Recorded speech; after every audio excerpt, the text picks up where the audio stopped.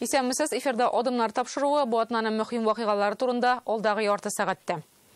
Biz bu yıl tarixine kirecek vakıgalarının şahidi bulunu devam etəbiz. Kişə Cuma günü Россия зурайды һәм көчәйде. Атна башында Донецк, Луганск халык республикалары, Херсон һәм Запорожье өлкәләренең Россиягә кушылуы буенча референдумнар тәмамланды. Кичә Владимир Путин 4 төбәк башлыгы белән аларны ил составына алу турындагы документларны имзалады. Хәзер Россиядә 85 түгел, 89 төбәк. Известия язуынча яңа территорияләрдә 6 миллионнан артык кеше яши. Россиянең территориясе 100 000 квадрат километрга арта. Эш монда саннардагы түгел әлбәттә. Әлеге территориялар тарихи рәвештә өйгә кайта, тарихи хакыйкатьне кайтара. Бу вакыйга уңаеннан мөрәҗәгатендә Владимир Путин әлеге карар гомерлеккә дип белдерде. Хочу, чтобы меня услышали киевские власти и их реальные хозяева на Западе. Чтобы это запомнили все. Люди, живущие в Луганске, Донецке, Херсоне и Запорожье, становятся нашими гражданами. Навсегда. Әммәңә кадәр бер көн алдан узган Иминлек совет утырышында ил президенты өлешчә мобилизация вакытында җибәрелгән хаталарны төзәтүне таләп иткән иде. Һәр очракны аерым карарга һәм ялгыш чакырылган кешеләрне кире кайтарырга диде ул. Һәм генераль прокурорга һәммәсен аерым тикшерүне йөкләде. Сентябрьнең соңгы атна 10 көне өлешчә мобилизация шаукымы белән узып та китте. Без хәрби комиссариатлар каршына повестка алу белән килгән йөзләгән кешеләрне дә, повестка алмыйча үзе теләп килүчеләрне дә, әлемнәр тотып, бердәм рухта, авыл шәһәрләре белән мәйданнарга чыгып узатучы меңләгән кешеләрне дә күрдек. Шулай ук без ил чигендәге хәлләрне дә күреп торабыз. Кемдер чакырылыш буенча киткәндә, кемдер гомумән илдән китә. Ватан чакырганда китүме бу, качумы, һәркем анысын үзе хәл итә. Әле законда бар бит. Өлешчә мобилизация буенча чыннан да сораулар күп. Моны Татарстанның 122 телефон хезмәтенә шалтыратулар күрсәтә. Бер атна эчендә монда 13 000 тапкыр шалтыратканнар. Бу аңлашыла да безнең илдә соңгы тапкыр мобилизация 1941 елда булган иде. Бүген нинди мәсьәләләр көн үзәгенә чыга? Бу хакта Алия Хайретдинова репортажы.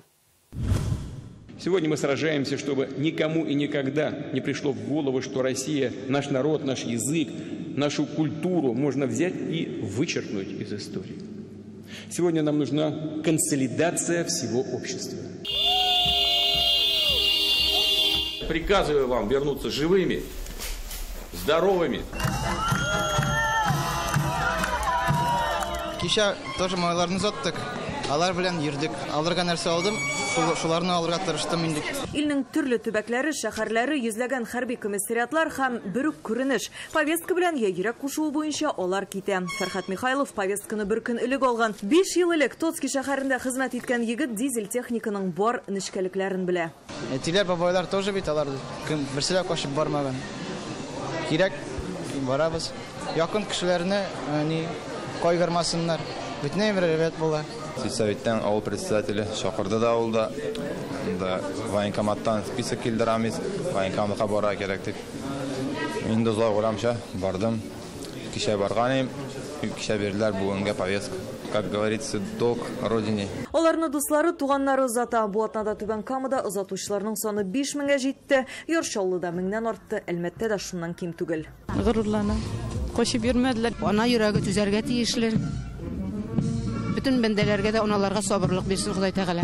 Вернусь, свадьбу сыграем. Должна была сегодня, но так получилось, родину надо защищать. Казан Экспо мәйданы, меңләгән хәрби. Алар барысы да монда Татарстанның төрле районнарыннан өлешчә мобилизация нәтиҗәсендә килеп урнашты. Әлегә алар ял итәләр, бер-берсе белән танышалар, әмма берничә көннән Казанның танк училищесы полигонында алар өчен махсус укулар башланып китәчәк. Безнең менә монда сабын, гранатырга әйберләр и солдатка бүтән әйберләр кирәк. Шүпрәле егет Ленар Әймәтов 5 ел элек хәрби хезмәтне Казанда узган була, пулеметчы һөнәрен үзләштергән. Уенда да югыда, ничек кашырга. Чөнки мен аңлыйм, то что кирәк, значит кирәк. Казан Экспода хәрбиләр өчен иң уңайлы шартлар булдырылган. Башка төбәкләрдә вакытлыча урнашу пунктларыннан канәгатьсезлек белдерүчеләр булса, Татарстанда бу эшне республика дәрәҗәсендә оештырдылар һәм контрольдә президент шәхсән үзе тота. Бу атна башында ул Казан Экспо мәйданында танк училищесы полигонында карап чыкты, хәрбиләр белән һәм чакырылучылар белән аралашты. Хәрбиләрне көнгә 3 тапкыр ашаталар. Намазда булучыларны күздә тотып, хәләл ризык әзерли башладылар. Татарстан мөфтие кичә генә монда булып китте. Соңгы көннәрдә юридик медицина пунктлары ачылды. Президент кушуы буенча хәрбиләргә мунча көйләп куйдылар. Башта әзме күпме булса да авыррак булып алды инде бүтән балаларга, әти-әниләргә. Хәзер бөтенесе дә әйдә алга гына диләр инде. Бер-беребез белән бик каты дуслашабыз, исәнләшәбез, сөйләшәбез. Күбесенең алган кредитлары бар, ипотека буенча, күбесенең бар, суд решениеләрдә бар, исполнительный производстволарда бар күбесенең кулларында. Шуңа күрә бүген шуларның бөтенесенең бу юнәлешләргә вопрослары борчый. Исәнмесез, минем исемем Лилия, нинди сорагыгыз бар? Илдәге вазгыять көн үзәгендә торган сорауларны да үзгәртте. 3 ел элек пандемия башлану сәбәпле оештырылган 122 кайнар линиясе бүген өлешчә мобилизация буенча килгән сорауларга җавап бирә. 10 көн эчендә 13 меңгә якын кеше шалтыраткан, тәүлек әйләнәсе 70 оператор эшли. Топ иң еш бирелүче сораулар студентлардан кемнәр бармыйча кала ала, моңарчы хөкем ителеп, хәзер иректәге кешеләр чакырылачакмы, хәрби белгечлегем бар, әмма мин өлкән яшьтә алачаклармы? Әниләр, әтиләр, хатыннары шалтырата, ирләре өчен борчыла. Безнең күп сорауларга җавап бар. Булмаса язып алабыз. Соңрак шалтыратып аңлатабыз. Ир егетләрне иң нык борчыган сорауларның берсе банкка тиешле кредит түләвен кичектереп буламы? Вакытның шикләнгәнен исәпкә алып, бу атнада Дәүләт Думасы өлешчә мобилизация буенча алынучылар өчен кредит каникуллары турындагы законны кабул итте. Мисал өчен банкка телефон аркылы да була, үзләренең гозерләрен җибәрәләр. Үзләренең шушы спецоперациядә катнашкан кәгазьләрен күрсәтәләр, җибәрәләр. Шулай ук банк үзендә мөстәкыйль рәвештә үзәк банкка мөрәҗәгать итеп, яки оборона министрлыгына алар аркылы да ул кәгазьләрне алырга мөмкин. Өлешчә мобилизациягә кагылышлы сораулар көндә-төндә Объясняем РФ рәсми порталына килеп тора. Ул халыкка төгәл мәгълүмат бирү, ялган хәбәрләр таралуына юл куймас өчен ил хөкүмәте тарафыннан ачылды. Әлегә сайтта 250 сорауга җавап бар. Ежедневно таких вопросов действительно много. Сораулар күп, без аларны көн сайын федераль үзәк һәм оборона министрлыгы вәкилләре белән эшкәртәбез. Шуңа безнең сайт көн сайын яңгырап тора. Күпчелек районнарда хәрбиләрне көндәлек кирәк-ярак белән тәэмин итеп узаталар. Гади халык, эшмәкәрләр дә, предприятиеләрдә бу эшкә кушылды. Безнең авыл җирлегенә менә бүген бер машина тутырып алып килдек киемнәр. Носкилар, эшке киемнәр, термобилялар, курткалар. Яңа атнада тупланган ир егетләр өчен укулар башлана. Ул Казан танк училищесы базасында узачак. Монда безнең республика гына түгел, Идел буе округының кайбер башка төбәкләреннән килүчеләрен дә әзерләячәкләр. Җомга көн кич белән Илхам Шакиров исемендәге концерт залында егетләр өчен концерт узды. Монда Суворов училищесы җитәкчесе Валерий Миронченко хәзер әзерлек башлануын хәбәр итте. Командирларны тыңларга, мөмкинлек булган сайын игә шалтыратырга киңәш итте. При каждой любой возможности, если у вас появится, звоните домой. Поприветствуйте своих родителей, своих близких, своих детей, чтобы они знали, что вы живы и здоровы. Алия Хайреддинова, Филюза Хамидуллина, Гадел Миндубаев, Ирек Хабибуллин, Яңа Гасыр каналы. Безне бу атнада күрше Удмуртиядәге фаҗига тетрәндерде. Ижау мәктәбендәге атыш 17 кешенең гомерен үзде, 24 кеше яраланды, йөзләгән бала һәм укытучылар психологик травма алды.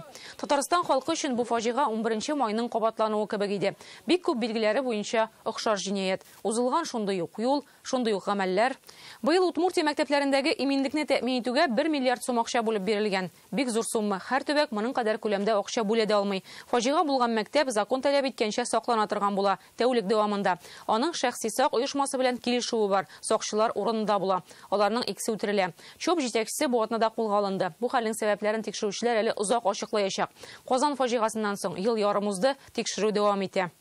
Бу хәл кабат иминлек мәсьәләсен көн кадагына чыгара. Татарстан әти-әниләре балаларның куркынычсызлыгын саклауны көчәйтүне сораган. Әйтик, Түбән Камада әтиләр чираттан дежур тора башлаган. Саклап бетереп буламы, ни өчен барлык таләпләр үтәлде дигән урыннарда да ялгыш ачык калган капка булачак. Гөлназ Сайфетдинова сорауга җавап эзләде.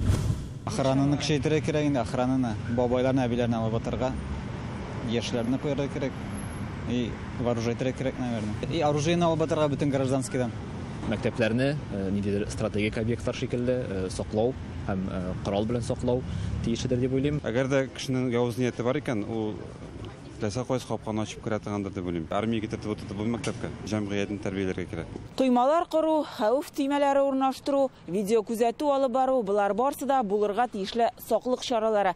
Алар гына да җитәме соң? Булган хәлләрдән соң инде кайбер әти-әниләр мәктәп җитәкчелегенә мөрәҗәгать итеп саклык чараларын көчәйтүне сорый. Мәктәптә балаларның сәламәтлекләре өчен, куркынычсызлыклары өчен 100% инде без үзебез җавап бирәбез. Саклау компаниясе бездә дежур тора. Алар иртәнге 6-да эшкә тотыналар безнең. кичке 6-га кадәр эшлиләр. Кичке 6-дан соң инде безнең машина төнге охранниклар. Охрана гел булырга тиеш дип өметләнәбез.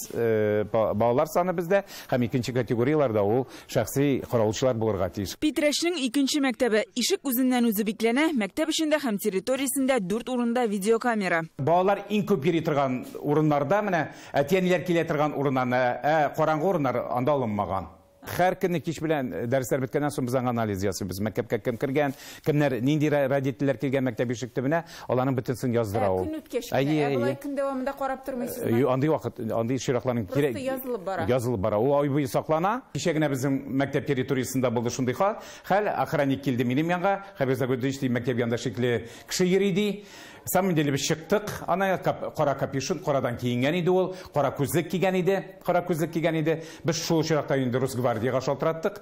Охранникларның бар безнең кесәләрендә йөри брелокка бастылар. 5 минутта килеп җиттеләр. И без ул кешене, шикле кешене тоткарладык. Мәктәптә 960 бала укый. Әтиәниләре ишек төбенә кадәр озатып куяла. Территориягә керү тыелмаган. Бинаның әйләнә тирәсе дә койма белән бөтенләй уратып алынмаган әле. Мәктәп территориясын 2 метрлы биек койма белән әйләндереп алу безнең проблемабыз. Бүгенге көндә аның бары 50% гына эшләгән. Инде бүгенге көндә хат язылган. Без көтәбез менә бу салкын кышлар башланганчы, калган эшләре дә эшләнеп бетер дип. Район үзәгендәге мәктәптән авылдагысы ни белән аерыла? Күн авылына юл тотабыз. Мәктәп артындагы капка аша эшкә кадәр үтәбез. Ул ачык, мәктәп эштән бикле. Безне күреп хезмәткәр чыкты. Алдан сөйләшенеп, кисәтеп килмәгәч, эшкә уздырмадылар. Ачмассыз микән? Ашырга ярамый? Казан мәктәбенә юл алдык. Авылныкыннан айырмалы буларак ул тулысынча койма белән әйләндереп алынган. Казанда быел 76 чакрым озынлыкта койма корганнар. Моның белән килешмәүчеләр дә булды. Койма ясагач, мәктәп аша туры юл ябыла, урап йөрисе диде кемнәрдер. Сукмакны каплаган өлешен пычкы белән кисеп алган чираклар бар. Икенчеләр койма гына коткармый диде. Әйе, һәр баланың керә алсын өчен үз электрон карточкасы я беләзеге бар. Шуның белән аша. Әмма аның белән чит кеше дә ярып керә ала бит. Ике калитка, икесендә дә система контроля управления доступом һәм входной группада шулай ук. Алар безнең территорияга кергәч 100, наверное, 100 метр киләләр входной группага хәтле. Сотрудник ЧОП по камерам наблюдает все это. То есть видит, кто идет, кто за кем идет, если посторонние лица. Соответственно, до того момента, как они подходят к входной группе, мы уже можем исключить людей, которые не являются нашими сотрудниками, учениками. Мәктәптә саклык чаралары үтәлү буенча планлы һәм планнан тыш тикшерүләр даими була. Паспорт безопасности буенча 5 пункт бар иде, замечания. Без аларны полностью устранили. То есть замена ограждения, установление системы контроля доступом. Дашләргә. Да, конечно, мы тоже комиссии. Комиссия төрле кимчелекләрне ачыклый. Кайдадыр видеокамералар бөтен җирне күрсәтми. Территорияны 100% күзәтү максатын куябыз. Кайвакыт техник төзексезлекләр була. Физик сак хезмәте тиз арада чаралар күрергә әзер булмый. Регламент буенча хезмәткәрләр нәрсә эшләргә тиешлеген белә. Моны үтиләрме? Аны да карыйбыз. Противодействовать угрозам. Куркынычсызлык таләпләре буенча мәктәпләр 4 категориягә бүленә. Беренче өчесендә физик сак хезмәте булырга тиеш. Хәзер исә мәктәп җитәкчелеге торак пунктта яшәүчеләр санына бәйле рәвештә категорияны түбәнрәгенә күчерә ала. Мартта ил хөкүмәте шундый үзгәреш кертә. Андый чиракта сак хезмәте дә куясы булмый. Өстәвенә бу булай да проблема. Акча яз бүлеп бирүле аркасында мәктәпләрдәге сакчылык хезмәтен түтеләр бастаны шул әбиләр, бабайлар. Яш кешеләргә килергә акчас булу карадан яш кешеләр бик килмиләр. Хәзер вакытта берничә мәктәптә эшлибез. Мәҗәгъ düşәр бигәс пока. Быел Татарстан президенты белем бирү учреждениеләрен физик сак хезмәте белән тәэмин итүгә 1 миллиард 200 миллион сум акча бүлеп бирде. Лицензиясе булган шәхси сак оешмалары хезмәткәрләре мәктәптә килешү нигезендә эшли. Сак хезмәте бүгенгә белем учреждениеләренең яртысында бар. Икенче яктан бу матди техник базаны ныгытып, сак куеп кына да хәл итеп булмый торган четерекле мәсьәлә. Балаларны тәрбияләүгә игътибарны арттыру, аларны интернетның начар йогынтысыннан саклау өчен дә киртәләр куярга кирәктер. Сюжет башында бер әти кеше әйткәнчә, җәмгыятьне үзгәртәсе ахрысы. Гүлназ Сайфетдинова, Вадим Илларионов, Олег Мыльников, Данил Филатов, Яңа Гасыр каналы. Біз иминлекне саклыйбыз дигәндә, бу мәсьәләнең һичшиксез ике ягы бар. Физик яктан саклау һәм җәмгыятьтә мондый адымга баручыларның кайдан килеп чыгуын ачыклап, чара күрү. Үз мәктәбенә килеп кешегә атучы нигә бу адымга бара? Аны моңа нәрсә этәрә? Әйләнә-тирәдәге аралашу даирәсеме, интернеттан ниндидер йогынтымы, психологик халәтендәге тайпылышларымы? Бу уңайдан борчулы сигналлар килеп ирешә. Быел Татарстанда яшүсмерләр 400-дән артык җинаять кылган, 150-се авыр җинаятләр. 2000 бала исәптә тора. Эчке эшләр министры укытучыларның быелгы август киңәшмәсендә ачыктан ачык әйтте. Уку учреждениеләре еш кына укучыларның начар гамәлләрен яшерә. Наши сотрудники совместно с представителями Минобразования посетили в июле-августе 26 учебных организаций для изучения положений дела. И в результате в учетной документации обнаружено большое количество сведений о противоправных действиях учеников или в отношении их. Никто не думал их выносить за пределы своих стен. Сейчас пошла новая тенденция после этих выездов. В ряде школ идет зачистка документации. Кого они пытаются обмануть? Только себя и своих подопечных, которых лишают настоящей поддержки и защиты. Яшеру бу зурга җибәрмәскә тырышумы, әллә инде шул гамәлгә барган бала ягына басып, аны яклаумы? Бүген мәктәпләрдә буллинг чәчәк ата, мәсхәрәләү, мыскыл итү, котырту, җәберләү ул елдан-ел кырысрак була башлады ди психологлар. Аның асылында нәрсә ята? Баласы кыерсытылган ата-анага нишләргә? Буллингка ата-ана да җәлеп ителсә, бу сорауларны тәҗрибәле психолог Солтания Гатауллинага юлладык. Солтания ханым, исәнсез? Хәерле көннәр. Солтания ханым, шуннан да менә соңгы елларда мәктәпләргә һөҗүм итү, яшь егетләрнең үз мәктәпләренә һөҗүм итү очраклары арта башлады. Әйтегез әле, менә мондый яшьләр каян килә? Менә бу Ижевскида булган хәлләр безне бик нык тетрәнергә мәҗбүр итте. Әлбәттә, һәрбер әти-әнигә инде үзебезнең кайгыларыбызны уртаклашабыз. Бу бик авыр хәл. Пермдә булды бит инде безнең мондый хәл, безнең Казанда булды шушындый хәл. Алар һәрберсе дә үз эшенә йомылган балалар. Алар дөньяны, кешеләрне күрә алмаска әйләнә. Бала дөньяны, кешелекленекне, кешеләрне яратырга иренә гаиләдә. Әни, әти аша. Әгәр дә баланы әти, әни яратмый икән, бу очракта дөрестән дә бала үзен мин кирәкми. Бу дөньяга мин кешеләргә кирәкми дигән теге үзенең эчке дөньясына кирип урнаша. Аңа бит нинди дә булса ситуация кирәк. Бәлки менә шушы үзенең йомыклыгы аркасында буллингка эләгә, аның укуының сыйфаты кими һәм шунлыктан аны гел иптәшләре арасында тарафыннан да кыерсытыла, укытучылар арасыннан да кыерсытыла һәм инде башка өлкәннәр арасында да кыерсыту кичереп бикләнә үз эченә һәм ул үзенең сәгатен көтә диләр бит әле. Һәм инде ул шартлый. Буллингның нинди төрләре була һәм аларның кайсысы иң куркынычы? Буллингта хәзер безнең бит инде бар психологик яктан, физик яктан һәм инде кибердәләрне интернет. Иң куркынычы интернет, чөнки бала интернетта һәм инде психологик яктан бик куркыныч. Әйтәләр, психологик яктан кешене җәрәхәтлисең икән, аны беренчектә бетерергә авыр. Физик җәрәхәт бетә ул. Солтания ханым, үзегезнең эш барышында менә мондый балалар белән очрашканыгыз бармы сезнең? Менә мисал итеп, нинди менә шундый буллинг очрагын китерә аласыз? Ничек була ул? Менә минем үзем белән шундый очрак булды, килде шундый малай дип әйтик инде, яшүсмер малай, ул мәктәпкә пычак алып килеп, яшьтәшләрен куркыткан. Һәм инде моның төп сәбәбе үзен яклау.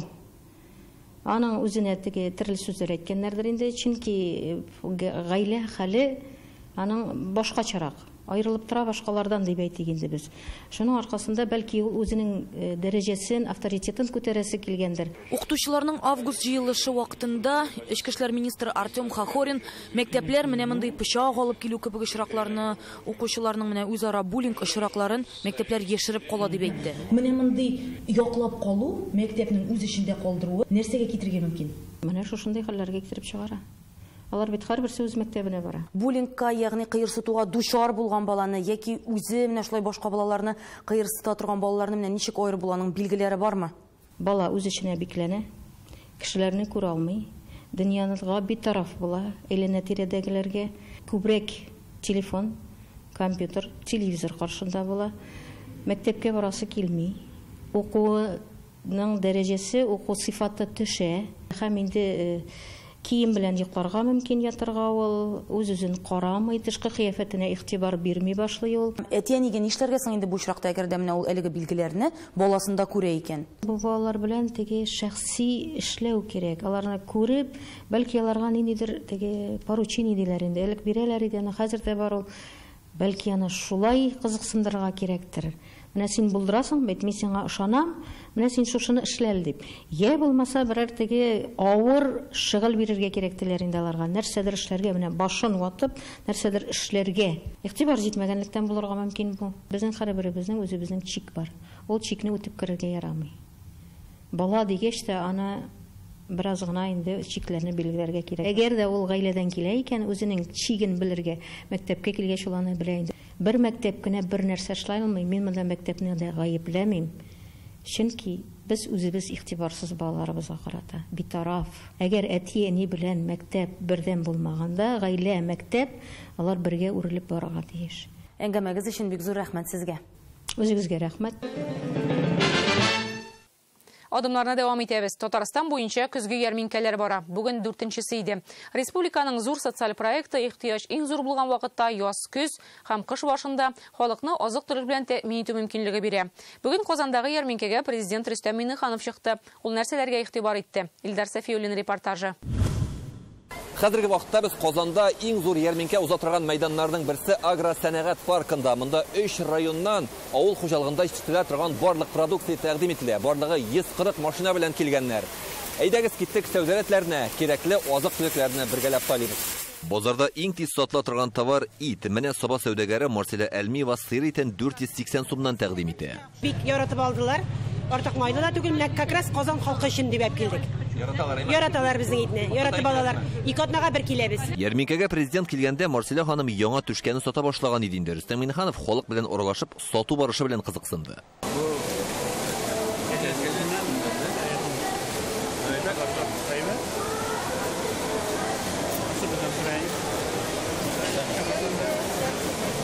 Бүген монда Саба, Балтач һәм Нурлат районнары сәүдәне гөрләтә.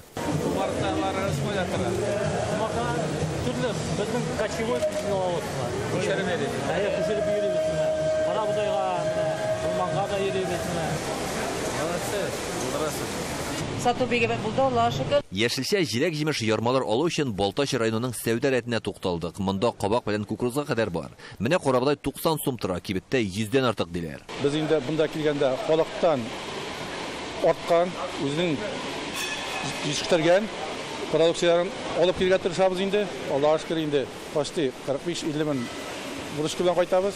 Нурлат районы җитештерүчеләре арайрак булганга төнлә үк юлга чыккан, 30 машина белән килгәннәр. 2 тонна разливной сет инде алдык без.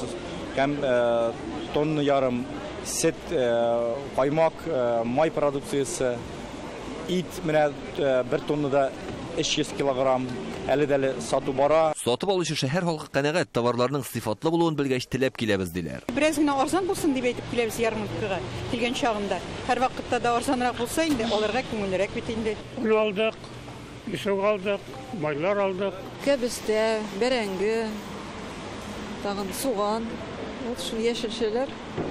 Бәя ягы ничегрәк? Әйбәт, бүтән сумма ашый. Сатучы кыйммәткәрәк сатырга, алучы арзанракка алырга тырыша. Бу сәүдә кануны, әмма ярминкәдә бу канун көннең 2нче яртысында гына үз көченә керә. Ярты көн бәя контрольдә диләр авыл хуҗалыгы министрлыгында. Һәрберсенә урегулированный бәя дип әйтәбез инде. Без шуңа күрә үзебездә монда һәр атна саен контрольлә, үзебезнең специалистлар бар чыга. Бәяләрне үзебездә карап торабыз һәрберсендә. Артыграк бәя куймасыннар өчен шуңа күрә бер төрле һәрбер продукция бер төрле бәядән сатыла. Менә күргәнебезчә санаулы минутлар эчендә инде зур кәрзинебез тулды диярлек барлык кирәк-яракларында алдык. Товарлар арзан һәм иң мөһиме сыйфатлы, сайлау мөмкинлеге бик зур. Гомумән Казанда барлыгы 14 урында атна саен шундый ярминкәләр гөрли һәм алар 24 декабрьгә кадәр дәвам итәчәк. Илдар Сафиуллин, Рамзил Гарипов, Яңа гасыр каналы. Бу атнада Казанда күркәм вакыйга булды. Совет районының Сеченов урамында яңа мәчет сафка басты. Ул соңгы берничә елда ачылган, заманча стильдә төзелгән иң матур мәчетләрнең берсе булуында шигебез юк. Гыйбадәт йорты Рауза исеме белән аталган. Исеме мәчет салдыруны башлап йөргән Татарстанның финанс министры Ради Гайзатуллинның әнисе хөрмәтенә бирелә. Мәчет архитектурасы һәм бизәлеше белән башкаларыннан аерылып тора. Ул чын татар мәчете үрнәге.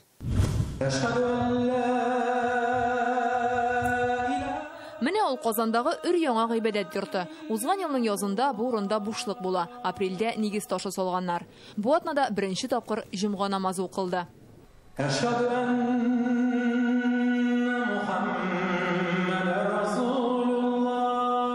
Мәчетне ел ярым эчендә җиткерәләр. Төзелеш этапларын дивардагы шушы телевизордан күрергә була. Узган елның апрелендә нигезенә беренче ташны салалар. Июнь аенда манараларына ай куялар. Мәйданы 1000 квадрат метр. Һәр мөселман кешесе өчен ишекләре ачык. Әлбәттә, кеше намазга басса, Кур'ан укыса, җан, рух тынычлана. Казанда 80-гә якын мәчет бар дип әйтәләр, кемдер тәнкыйтьләп сөйли. Ләкин җомга көне килсәгез, җомга көнендә бөтен мәчетләребез тулы. Демәк, ихтыяҗ бар. Монда өйләнешкәндә никах уку, бала тугач исем кушу өчен бүлмәләр бар. Бу безнең никах бүлмәсе. Дини яллар үткәрә торганда исемдә кушырга була, ифтарашларда да үткәрергә була. Менә шундый дини яллар өчен монда бүлмә аерым эшләре. Мәчетнең икенче каты тулысынча хатын-кызларга багышлап эшләнгән. Монда Коръән уку сыйныфлары, дини темаларга конференцияләр уздыру бүлмәләре бар. Бизәлешкә килгәндә ачык төсләр хөкем сөрә. Диварларны алыкмы, келәмнеме, татар орнаментлары өстенлек итә. Беренче җәмәгать намазына президент Рөстәм Миңнеханов һәм Татарстан мөфтие республиканың баш казые да килде. Башкаланың бу микрорайонда моңарчы мәчет юк иде. Гәрчә ихтыяҗ зур була. Әлбәттә, шушы изге эштә катнашкан бар кешеләргә зур рәхмәт. Матур итеп, монда рәхмәт килеп аралашырга, намазларга, бөтен шартлар бар. Гыйбадәт йортының Рауза исеме белән аталуының да аерым мәгънәсе бар. Изге ният иясе, төзелешне башлап йөрүче финанс министры Радик Гайзатуллинның әнисе хөрмәтенә аның исеме бирелә. Әлеге гыйбадәт йортын салып чыгарга бик күп мәрхәмәтле кешеләр ярдәм итте, ди министр. Бик Алла рәхмәтенә әйтәсем килә инде. Менә беренче чиратта инде президентыбызга Маганов Наил Фатшны әйтәсем килә, Альберт Кашабович, Рустам Султиев, Рустам Нуркасимович, Гүзәлия Мухарлямовна, Зөфәр Фанил Шибараев, Тахауддинов Шафагат Фахразович, Рамис Раисович, Альберт Шамилович, менә башында ук менә бу кешеләр бик зур ярдәм кулы суздылар. Шуңа күрә ихлас күңелдән барлык кешеләргә дә Алла рәхмәтен әйтәсем килә. Мәчетне телим инде Ходай Тәгалә насыйп итсен инде бу мәчет бәхетле, нурлы, иманлы мәчет булсын иде. Гасырларга халыкка хезмәт итә торган мәчет булсын иде. Бу мәчет абыйлы энеле Гайзатуллиннар ярдәме белән төзелгән беренче генә гыйбадәт йорты түгел. Буа районында үз туган авылларында Рәүф мәчете бар. Ул әтиләре хөрмәтенә аталган, туган нигезләрендә салынган. Риясыздан эшләнгән җиде изгелеге булмаган кеше мәчет төзү түгел, мәчетнең ишегеннән дә атлап кера алмый. Җитәкләп алып килсәләр дә бер сабак тавык борылып чыгып китәрде инде. Менә шуңа инде бу Радик Гайзатуллинның да әтиләре исемендә дә мәчет булды, әниләре исемендә дә мәчет булды. Менә әтиянигә дә шушыннан да зур шатлык юк. Танышлыкка тагы да бер өлеш булсын инде, адым булсын инде. Имам Хатиб Илнур хәзрәт Вафин мәчетнең дизайны татар халкы традицияләренә якын китереп эшләнде ди. Дизайнын эшләде Дмитрий Мусин дигән дизайнер. Ул инде күп мәчетләрдә катнашкан кеше. Аның белән сөйләштек. Безнең монда бөтен әйбер татарча булырга тиеш. Татар орнаментлары бөтен җирдә дә, бу залда да алар мозаика белән башланып, идән ковер белән бетә. Татар төсләре яшел, менә бу яшел төс, сары төс, ак төсләр, то есть менә шундый матур төсләрне кулландык. Үзебезнекен татарча. Мәчеткә килеп кергәч тә күзгә ташланганы Коръән аятләре. Анда әти-әнине хөрмәтләү, аларны ихтирам итү турында алтын хәрефләр белән язылган. Бу сүзләр үзе үк мәчетне салдыручыларның әти-әниләренә карата мәрхәмәтле булуы турында сөйли. Я Раббым, хисап буласы көнне мине, ата-анамны һәм барча мөэминнәрне ярлыка. Әти-әнигә уф дип тә әйтмә, тавышыңны күтәрмә, аларга йомшак сүзләр генә әйт. Рауза мәчете мөселманнарны якынайтучы дини үзәк булыр дип өметләнәләр Диния нәзарәтендә. Октябрьдән монда дин дәресләре башланачагын әйттеләр. Остазларны дини уку йортларыннан чакырганнар. Алар халыкны дини белем алырга көтә. Манарасыннан көненә 5 тапкыр намазга чакырып, азан яңгырый.